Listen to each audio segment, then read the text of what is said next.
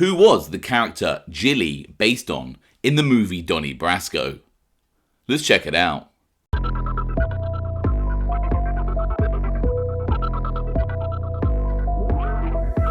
Welcome to OC Shorts, bringing you detailed historical snapshots of the American Mafia and other organised crime. Feel free to subscribe if you like that sort of thing. Today, we're going to take a quick look at Colombo Crime Family soldier Jilly Greca, a mobster who the character Jilly is based on in the movie Donnie Brasco. In the mob movie Donnie Brasco, starring Johnny Depp and Al Pacino, the character Jilly only appears in one scene, where Pacino's Benjamin Lefty Ruggiero is quizzing him about Donnie's background.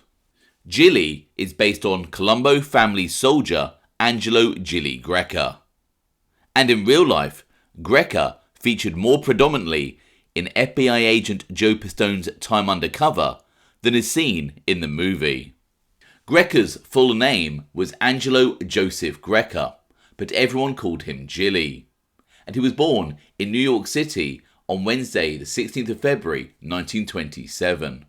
According to FBI Special Agent Joseph Pistone, Jilly Greca's main goal in life was to become a made man. Pistone would later recall, "He told me he had grown up in Brooklyn, had been stealing all his life. His dream was to get made, become a true member of the Colombo family." This desire to become a made man should come as no surprise, especially since Jilly Greca's father Joseph was a soldier in the Colombo crime family. When Joseph Profaci was boss of the crime family, Joseph Greca started off as a made man in the crew of powerful captain Salvatore Sally the Sheikh Masaccio. In the late 1950s and early 1960s, other members of this crew alongside Joseph Greca included future family boss Joe Colombo, future captain and acting boss Vincent Aloi, the greatly feared Dominick Scialo, and future underboss Sonny Franzese, who despite erroneous reports, didn't become a captain himself until 1962. For a period of time in the mid-1960s, Joseph Greca even became acting captain of Sally the Sheikh Masaccio's crew. While still an associate of the then Profaci crime family, Jilly Greca, son of Joseph, received a one-year sentence for forgery in 1953, and also a suspended sentence for auto theft in 1959. Having a father who for a period was an acting captain in the Colombo crime family may have had its benefits for Jilly Greca's criminal career.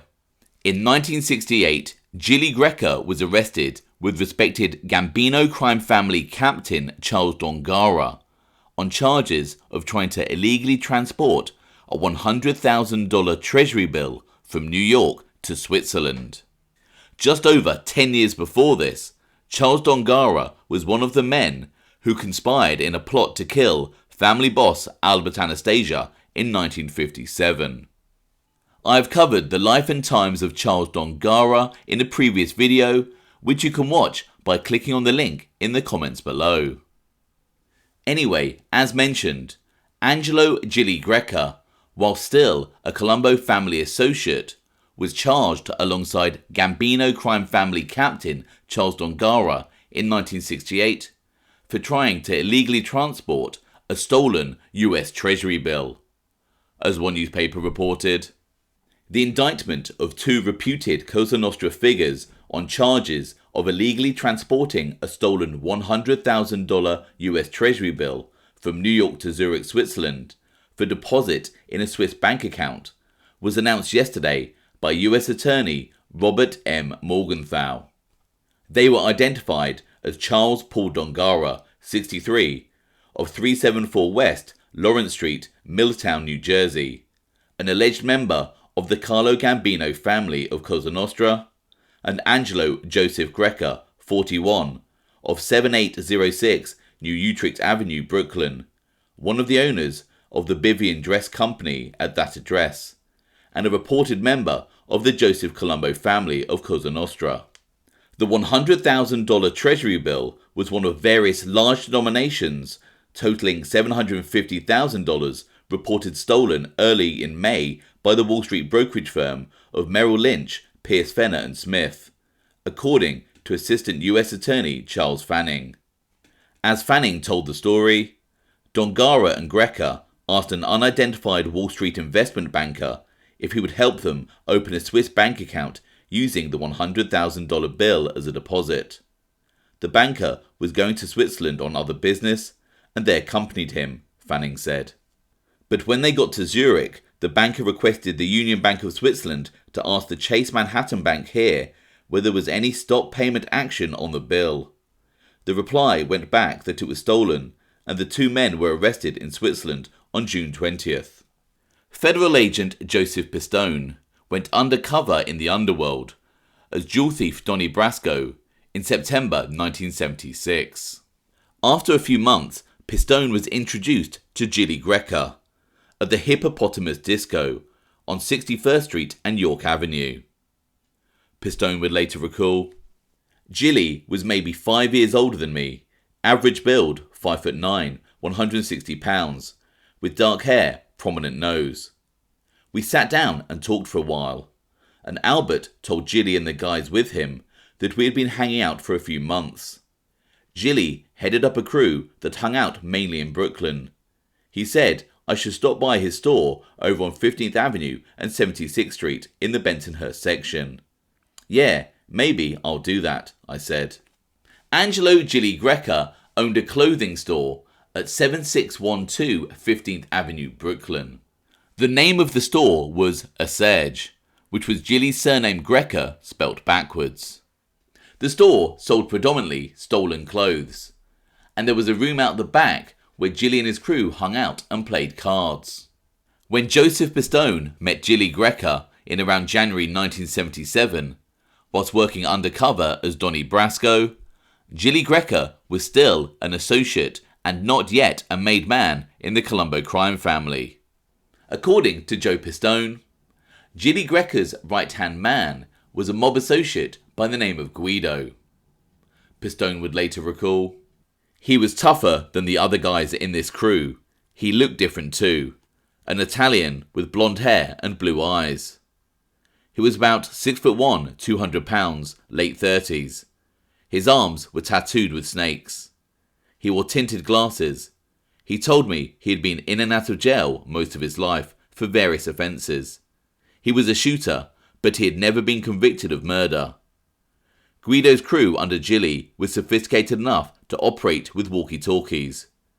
Jilly told me he thought Guido was too much of a cowboy, took too many risks, but that he had done a lot of work for the Colombos, meaning he had participated in hits. It was Guido who one day took apart the dashboard of Joe Pistone's car, checking for any listening devices. A story that was used in the movie Donnie Brasco, but in the film they had Pacino's Lefty Ruggiero searching for a bug in the vehicle. Jilly Greca's crew conducted predominantly blue-collar crimes such as burglary. As Pistone would recall, "You name it, they stole it. Jilly's crew would hit warehouses, docks, trucks, houses. There was nothing they wouldn't consider stealing." In May 1977, Angelo Joseph Greca, known as Jilly on the streets, was inducted into the Colombo crime family at the age of 50. After returning from his induction ceremony, Joe Pistone recalls how excited Jilly was. Greca said to Pistone, "Getting made is the greatest thing that could ever happen to me," he said. "I've been looking forward to this day ever since I was a kid. Maybe someday you'll know how it feels. This is the fucking ultimate." Jilly Greca would serve as a soldier in the crew of the greatly feared Colombo crime family captain Charles "Charlie Moose" Panarella. Mob legend states that Panarella once made a man eat one of his own testicles before he killed him. In the late 1970s, other soldiers alongside Greca in Charles Panarella's crew included the likes of future family underboss John "Jackie DeRoss", future acting boss Joe Waverly Case, future underboss William Wild Bill Cutolo, and also Frank Beansy Melly and Nicholas Rizzo, amongst others. I have made a previous video on the life and times of Charlie Moose Panarella, and the link to this is in the comments below. In 1978, Jilly Greca allegedly participated in the murder of Frank Merici. The New York Times would report of Merici's murder. January 22nd. Mr. Merici was walking from the building where his girlfriend lived to his auto, parked on 15th Avenue near Independence Avenue. 3 men stopped him, and when he refused to get into their car, he was shot 4 times with .38 caliber pistols. The hit team that killed Frank Merici included Colombo soldier Jilly Greca, associate Pasquale Senatore, and Gambino family soldier Michael Mickey Boy Paradiso. Frank Merici was allegedly killed because he had informed on Mickey Boy Paradiso's brother Philip regarding a burglary that he had been involved in. One of the hit team, Pasquale Senatore, would later become a government witness and cooperated with the authorities. Along with hanging around Colombo soldier Jilly Greca and his crew, Agent Joseph Pistone had also been cultivating relationships with Bonanno crime family mobsters Anthony Mirra and Benjamin Lefty Ruggiero. Joe Pistone decided that his undercover investigation would bear more fruit if he focused on the Bonannos, and so gradually moved away from hanging with Jilly and his crew. When Bonanno crime family soldier Benjamin Lefty Ruggiero was deciding whether to put Joe Pistone, aka Donnie Brasco, on record with him as a mob associate, he reached out to Jilly Greca to check him out, as famously depicted in the movie Donnie Brasco. Stand-up guy. I said I knew him, Left. I didn't say I fucked him. In the film, Jilly Greca was portrayed by actor Madison Arnold. In his book, Donnie Brasco, Unfinished Business, Joe Pistone recalls the moment when Lefty Ruggiero contacted Jilly Greca. Lefty called Jilly Greca to vouch for me. Lefty said to me, "Jilly says you ain't no leech. He says you keep busy and earn good, and nobody over there had to carry you." On Saturday, April the 19th, 1980, Angelo Jilly Greca was murdered. As one newspaper reported, at 1:10 p.m. Saturday, reputed mobster Angelo Greca, 53, of 7800 near Utrecht Avenue, Brooklyn, stopped his car at a red light on New Utrecht near his home. A motorcyclist pulled alongside and fired 4 shots at him from a 9mm automatic pistol, hitting Greca twice in the head and killing him instantly. Some sources erroneously state that Jilly Greca was killed after the mob found out that Donnie Brasco was really FBI agent Joe Pistone. However, Jilly Greca's murder occurred a year before Joe Pistone was pulled from his undercover operation. Pistone would recall of Greca's murder. In 1980, a year before I came out, Jilly Greca got whacked. High among the host of risk factors for getting whacked was getting indicted. A man under indictment is a man under pressure. The fear is that the man may fold under pressure. When a wise guy rolls over, he is said to have gone bad. The idea is to get rid of him before he goes bad. If the man is only a so-so earner to begin with, his loss is no great loss. Jilly Greca's scores were never very big ones when I was with him. Jilly got indicted, and Jilly got whacked. The evidence for the indictment against him was based on intelligence I had gathered and supplied to my handlers. Looking back, I can see that Jilly Greca's death was the first one the Donnie Brasco operation had caused. There was talk that Jilly Greca was definitely an informant, something that Joe Pistone states was not true. Pistone would later recall, "Our information was that they thought Jilly was talking, but he wasn't." Angelo Jilly Greca's father, Joseph, who had at one point served as an acting captain in the Colombo Crime Family in the 1960s, had passed away in 1978. It can be speculated that had Joseph Greco been alive, he may well have been able to argue a case against the rumours around his son talking with the authorities. Ultimately, the order to have Angelo Jilly Greca killed would have come from family boss Carmine Persico. I hope you found that interesting. Thanks for watching.